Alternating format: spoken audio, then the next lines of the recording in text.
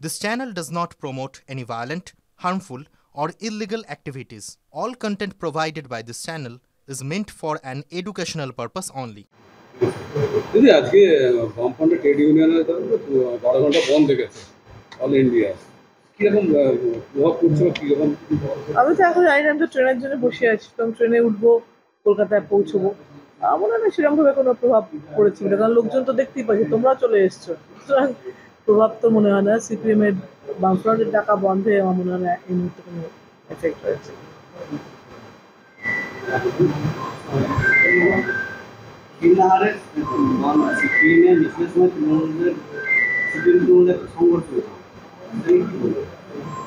আমি জানি না কি সংঘর্ষ হয়েছে, কোথায় হয়েছে, কিন্তু এমনি জেনারেলি একটা মিটিং করলে আর একজন আটকার এইসব নিয়ে বোধহয় হয়ে থাকবে।